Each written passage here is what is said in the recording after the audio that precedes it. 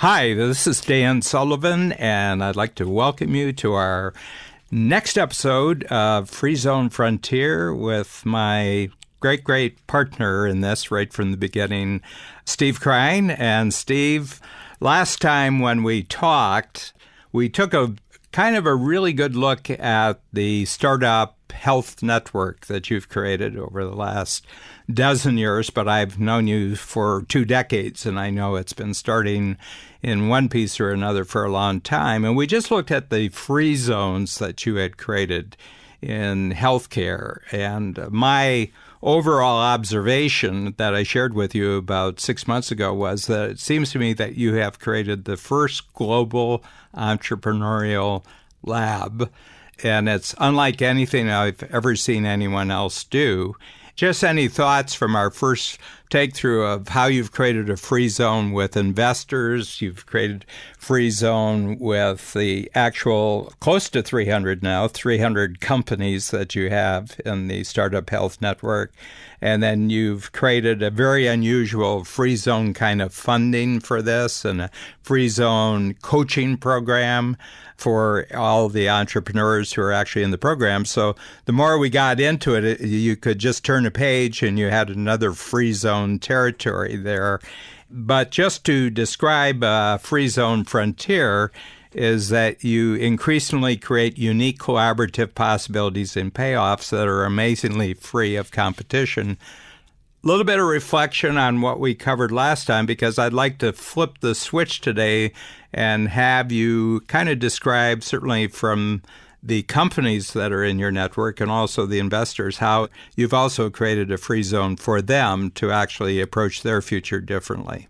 Yeah, well, first of all, it's great to be here again, Dan. And as always, getting ready for these episodes and kind of reflecting back, not just on the last episode or episodes we recorded, but also what we're going to talk about. I was really excited because this concept of free zones, it's just a couple of word shifts from, what we were calling game changer and things like that before. But this notion of free zone and creating free zones, both in your life and your business, really shifts everything into a different place. And in particular with Startup Health, I think what's been fascinating, we just turned 8 years old a couple weeks ago. And for me, reflecting back on those 8 years, I could very easily now see the different times we both created free zones in new areas where they were not just free of competition, but they were new areas for people to start thinking about growing. But I also see where we didn't and where we either struggled or were challenged. And what I wanted to touch on actually was one of the biggest reflections was the gravitational pull from the outside world when you're creating free zones, and how often people on the outside, right, whether they're entrepreneurs we're talking to about investing in and coming into Startup Health, whether it's investors we're talking to about investing in our companies or investing in our funds, overall, it's just this notion that everybody likes to kind of grab onto a metaphor or a concept or a type of company or organization they know and bring you right back into that. And so there's a really interesting thing when you're creating a free zone frontier, because you're defining a new area and you're creating space perhaps in people's brains where there was no connection. And so for us, when we started talking about, and I'm going back 8 years now, when we started talking about this idea of a global army of entrepreneurs collaborating together, all of a sudden people grab onto, again, things they think of. Oh, you mean like a little local community or like a little local accelerator? And you start to say, no, we're connecting entrepreneurs all over the world who previously were siloed, whether it's in their country, in their region, in their specialty, and for some people in their labs.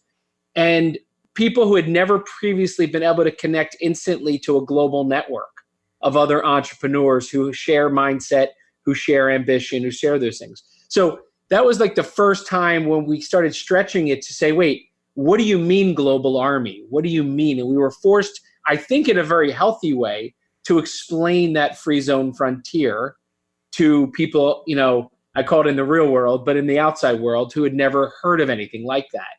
And I think that was the first in a series of free zones that we've defined over the last 8 years that have given us a tremendous amount of not only unique space to play in, but over the last, 8 years, built the world's largest portfolio of health innovation companies.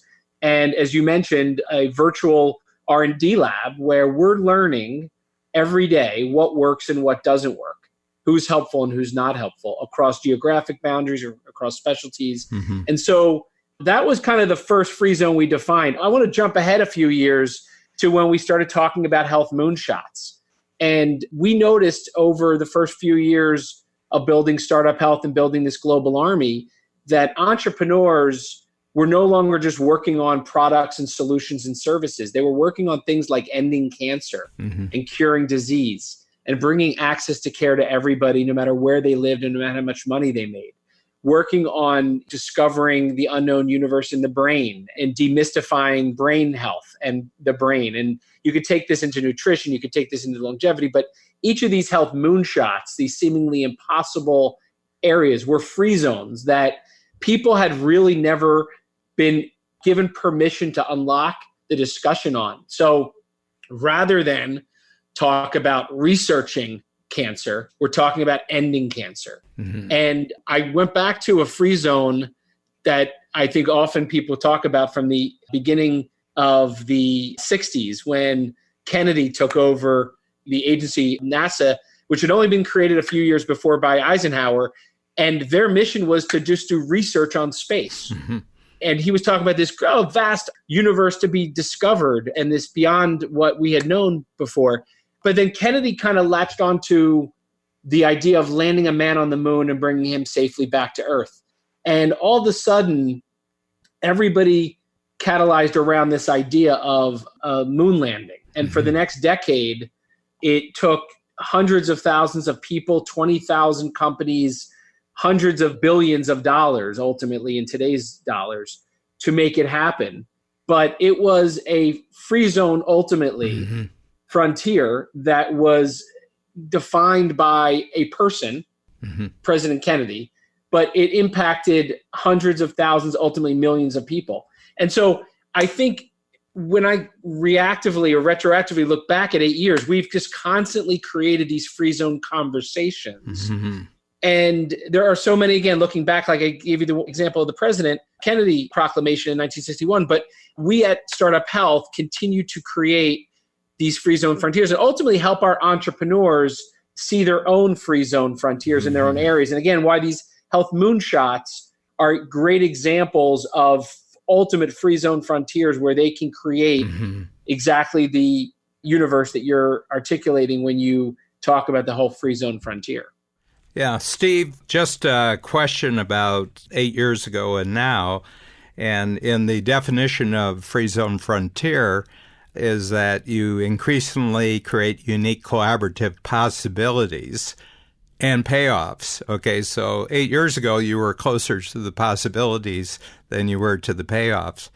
So can you zero in on what the kind of entrepreneurial muscle is required from your just reflecting back on the last 8 years? And this is at you personally, regarding the gravitational pull of pulling you back into existing categories.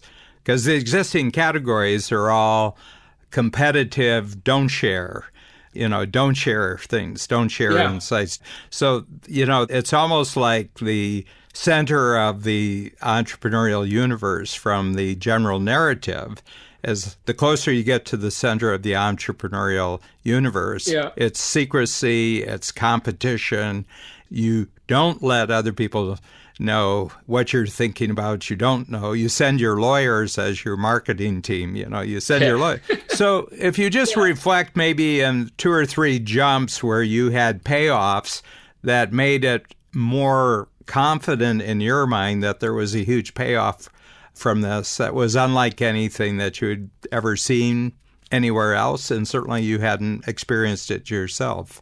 Yeah, I think the first one I would without a doubt say is become the most important is the mindset, right? It's this notion of, do you have a traditional mindset or do you have a transformational mindset? Traditional mindset, by the way, which we all know, people are very successful at, right? Money flows, things work, really like well-oiled machines, right? But there's a huge difference between traditional mindset for investors, traditional mindset for entrepreneurs, And the biggest challenge with traditional mindset is because it works fine, a lot of people choose to live there. Mm-hmm. And much fewer people choose to live in the transformational mindset. And so the one ingredient that we saw right off the bat that was black and white now is, do the entrepreneurs we're investing in, do the investors that we're co-investing alongside of or investing alongside of or that are investing in our fund, do they have a transformational mindset or a traditional mindset? And with no judgment about either one being bad or good, just which one do they have? And when they have traditional, you can quickly articulate, oh, they're going to be trying to bucket the investment or the company into what is their product or service, how are they making money today, and what is the number of users, customers, et cetera, they have today, without any focus on the impact that those companies are making. They're not asking them about a 25-year vision or mission. They're asking them about a 3-year goal, a 1-year goal, and a 3-month goal. And very rarely do they let themselves get beyond that. So that transformational mindset is without a doubt the one massively important ingredient for us to see the kinds of investors, entrepreneurs, et cetera, that we want to get involved with. And I think when I think about Free Zone Frontier, mindset matters most. Yes. So that's kind of one anchor.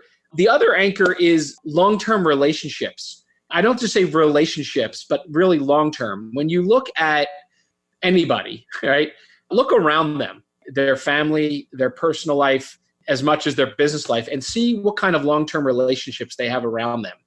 Very quickly, you'll see that the people with the transformational mindset who also surround themselves with people with long-term relationships and people around them that they rely on and depend on, again, personal and professional, you see a really different shift in what's possible for them to achieve. They're almost like freed up. Again, it's another free zone frontier, right? Long-term relationships. And are they proudly, I love your, who do you want to be hero to? They proudly want to be a hero to those in their immediate personal life as well, whether it's their spouse, whether it's their children, whether it's their extended family, as much as their team and their customers, right? They kind of have that there. And then the third of these collaborative capabilities. And I do think it's important, we talk about collaboration, but you have to have a certain mindset to work on a moonshot, but you have to have collaborative capabilities on top of that, not as part of that. And I think I've gotten a great deal of appreciation for those that see collaboration as a way to develop everything, whether, again, it's their personal life or their professional life. You did an exercise several quarters ago about the successful collaborations you want to bring with you for the next 25 years. And, I quickly picked up and put Rebecca, my wife, and I wasn't saying it to you, I was saying it to the listeners, my wife, Rebecca, into there to who I want to be a hero to, because my biggest collaboration in life is without a doubt my family and my children. And looking at my marriage as a collaboration, but also my parenting responsibilities and capabilities as a collaboration as well. And so when you start to look around at successful collaborations, you can kind of see how that translates to the business life too. And so those three: mindset, relationships, and collaboration. Yeah, it was kind of funny. In the early days of Coach, this goes back to the 1970s, one of the kind of early great opportunities we got was that we tapped in to the whole network of the really top life insurance agents in the world. And when I dug a little bit deeper, I saw that virtually the top life insurance agents have almost an exclusively entrepreneurial clientele. Because, if you could compare a corporate market to an entrepreneurial market, the opportunities for growth are just extraordinary more in the entrepreneurial marketplace than there are in the corporate or just ordinary insurance market. But there were some people, their chief characteristic is that they were greedy, looking for other greedy people. You could tell the agents, they were really into greed. They had mastered greed and actually got into greed. And years later, one of them had started with me and didn't, went for a while, and then there just wasn't, any kind of electricity there. So we were talking about this individual, and somebody says, well, I met an old friend of his, and I said, I don't think that's possible. I don't think it's possible for you to meet an old friend of his, because every year he'd have a complete set of new friends, but they were all only for business reasons, and they were only for greed reasons. I said, I don't think he's got any old friends, And I really check that out with people. We go back 23 years right now, and I've got so many individuals that it's just been this marvelous kind of growth experience that we've had together, and we check in notes, but we're kind of impressed by the transformations that we see in others, and they kind of inspired transformations in us. So you're so right, Steve, about that this is strictly a transformational game. It can't be about traditional success or traditional status. The one area, you talked about your investors, and then you talked about your actual, the entrepreneurial companies, but there's a third thing. That's the medical industry itself is very bound by status, traditional status, gravitational. And that's the reason why, for the most part, it's not really a healthcare system. It's actually a disease management system, because there's a lot of cash flow in disease management, but never curing. Yeah, well, that was the thing that struck me about this unique thing that's happening in this industry, is that the insurance companies, the pharmaceutical companies, the hospital systems, the healthcare companies, they're all investing in innovation. I want to put that in quotes because they are deploying a lot of capital. But what's really interesting, and we've worked with a lot of them, and we get to see inside of these collaborations or these attempted collaborations on a regular basis, a lot of them get stuck by the traditional mindset and bureaucracy within the organizations. And why Free Zone Frontier, in particular in healthcare, is incredibly difficult is because the industry is not broken. The experience is completely broken. Mm-hmm. And the actual users, the patients, the families, it's a completely broken approach and broken system. But the healthcare industry, the people who are making the money, are making a boatload of money. Mm-hmm. The medicines, the care, the hospital stays, the insurance premiums, there's lots of money flowing through that. So when you're asking those very people to focus on new areas that might disrupt people going to a hospital because they can get taken care of at home, or having to not take medicine anymore because they don't get sick, or not needing to take advantage of all the insurance coverage because they're not utilizing it. All the things that ultimately make the system run are the gravity of the Free Zone Frontier.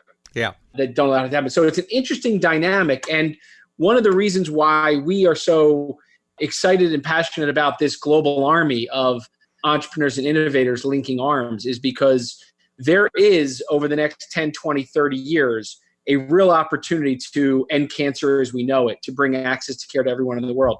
But it's not going to happen with the traditional mindset, and it's not going to happen with the traditional players, and it's not going to happen with traditional investors, and it's certainly not going to happen with traditional-minded entrepreneurs. Again, you want to make money, you want to do things just now and low impact, absolutely. But if you really want to make the real impact, we've got to shift into a different mindset with different relationships and different collaboration, which is why I think the Free Zone Frontier metaphor works so well. But it's definitely not going to be easy, and it's not obvious. Yeah.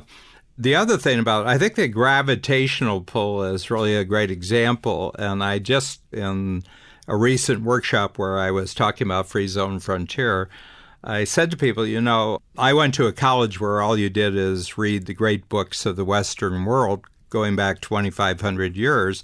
And some of the most intriguing books were on astronomy, and there was an astronomical model that was established roughly about 2,000 years ago, in the Middle East, Babylon and Egypt.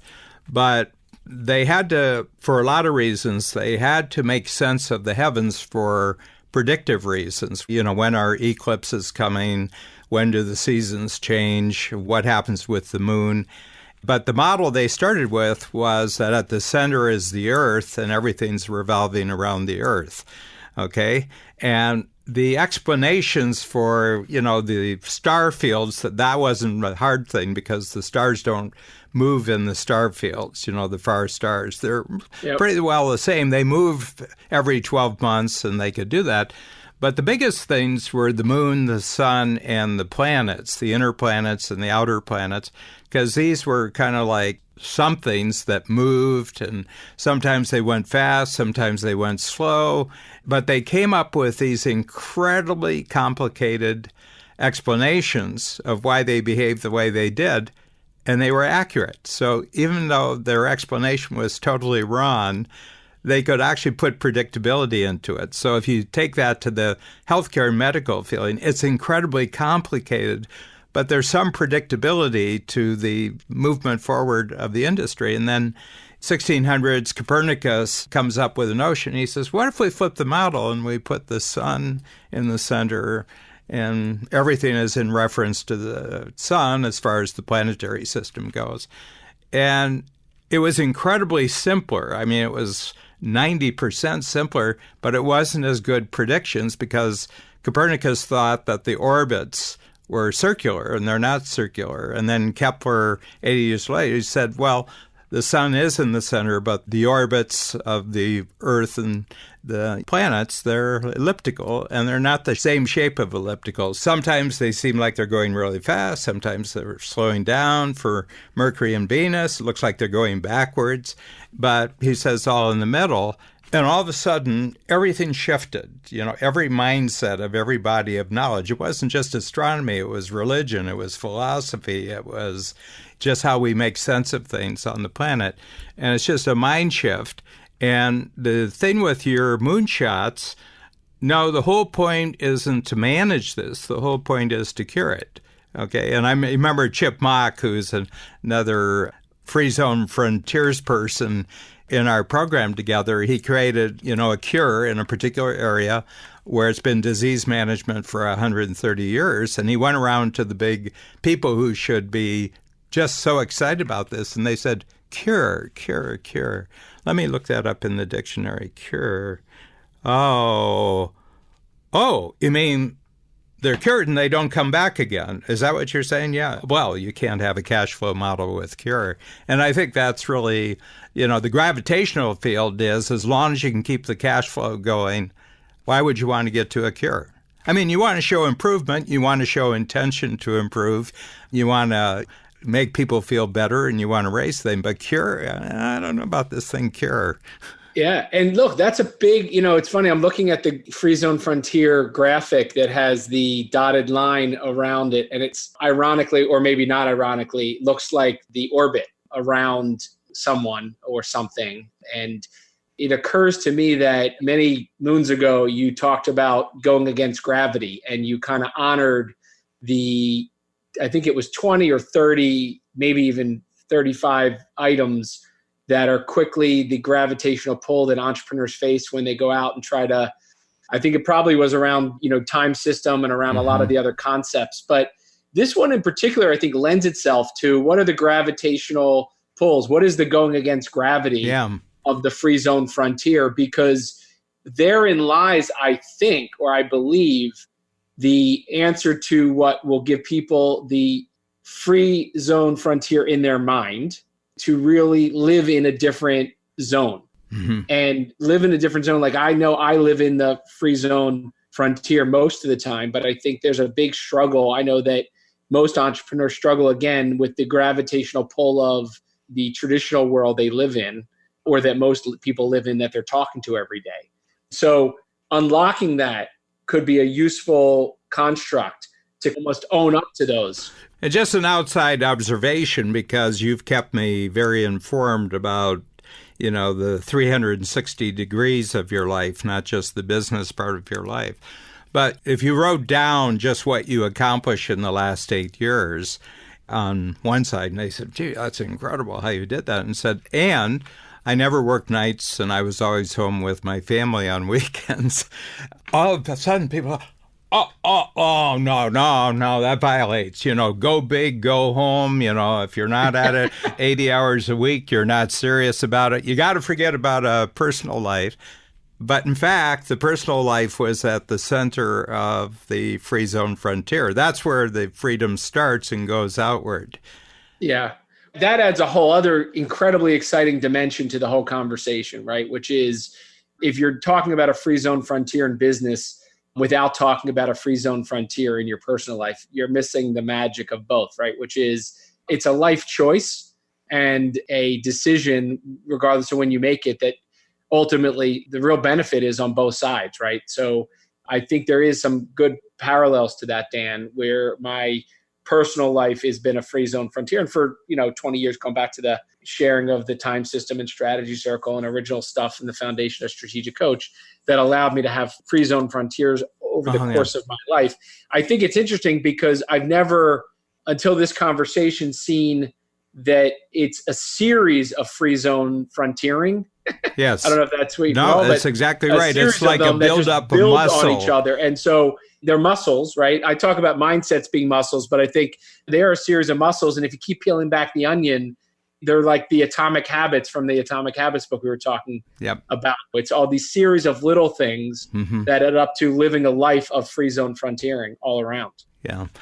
I want to tell you something that's a takeaway for me was you're saying, the system, the way it's traditionally set up, actually works. There's an enormous amount of money that's actually created by the system, the way it works. It's just that the entire experience inside that system is completely broken. And people are suffering today from broken experiences. They're not suffering from in our part of the world, they're not suffering from broken systems that don't work. If you fly, the air traffic control system of the United States is just phenomenal. If you have a crash these days, it's headline news. They went 4 years. I think it was, it was like 4 million flights without an accident. Well, in the 50s, they used to have 10, 15 a year, and you thought it was normal. But I have to tell you, the experience of commercial air flight is a broken experience. Oh, yeah. And on the medical side, when was the last time you heard somebody say they went to the hospital for something horrible? Now, the nurses might have been incredible, right? Great care by the nurses, great care by the doctor, but the experience was horrible. And the punchline in all of it is they get the big bill at the end, right? Or the 10 bills at the end. And all of a sudden, you see how cash flow rich the system is, right? And yet the experience left them with both a horrible taste in their mouth and ultimately a feeling like there has to be a better way. And by the way, that's at every level. I don't care how high end you go, beyond the, Canyon Ranches and tests out there and a nice concierge experience at one level. It's a mess beyond that. Yeah. Well, really terrific. My head is spinning from all the possibilities for our next episodes.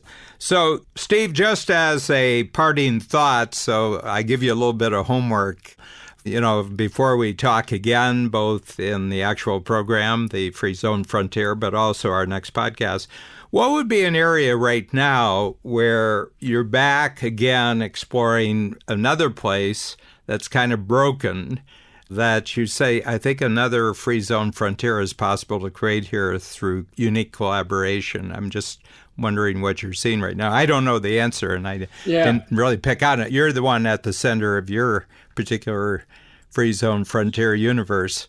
So I think when we launched Startup Health in 2011, it was very difficult for the entrepreneurs who were starting companies or building companies to feel like they were the buyer out there when they were talking to customers or investors or prospective customers or investors.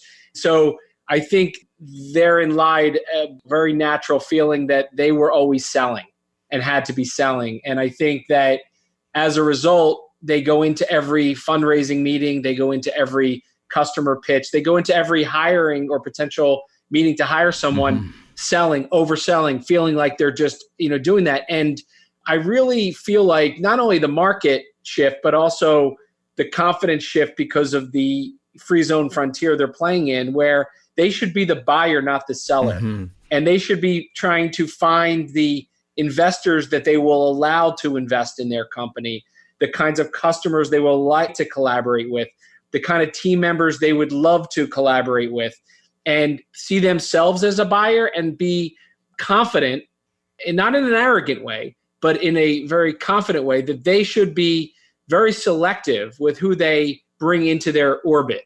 I have just countless examples of entrepreneurs who had their guard down because, green money, I don't care, it's all the same color, isn't true, because it's really easy to talk about all the good things that investors could do when it's in good times, or how great a customer would be to have their logo on your deck or on your website. But when push comes to shove and things are difficult, whether it's a challenge with your company or a challenge with their experience or whatever it is, that's when the real personality and character shines through and their values. And so I've really worked hard to kind of really help the entrepreneurs in Startup Health see that they should be out there as the buyer, not the seller.